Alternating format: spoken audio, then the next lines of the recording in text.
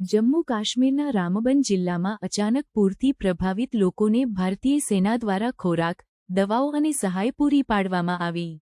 જમ્મુ અને કાશ્મીરના રામબન જિલ્લામાં ભારે વરસાદના કારણે અચાનક પૂર આવ્યું, જેના પરિણામે ધરમકુંડ ગામમાં 3 લોકોના મોત થયા અને 100થી વધુ લોકોને સુરક્ષિત રીતે બચાવવામાં આવ્યા.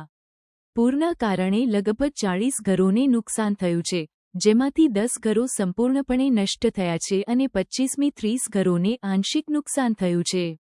આ પૂરથી અનેક વાહનો પણ વહેતા પાણીમાં તણાઈ ગયા છે. જમ્મુ શ્રીનગર રાષ્ટ્રીય ધોરીમાર્ગ પર નશરીથી બનિહાલ સુધીના વિસ્તારોમાં ભૂસ્ખલન અને કાદવના પ્રવાહને કારણે ટ્રાફિક અવરોધાયો છે. આફતના સમયે ભારતીય સેના અને સ્થાનિક પ્રશાસન દ્વારા તાત્કાલિક રાહત અને બચાવ કામગીરી હાથ ધરવામાં આવી છે. સેનાએ ખાદ્ય સામગ્રી, દવાઓ અને અન્ય આવશ્યક વસ્તુઓનું વિતરણ કરીને અસરગ્રસ્ત લોકોને સહાયતા આપી છે.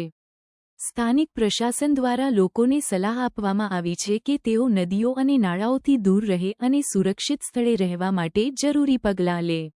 આવા સંકટના સમયે ભારતીય સેના અને સ્થાનિક પ્રશાસન દ્વારા કરવામાં આવતી સહાયતા પ્રશંસનીય છે.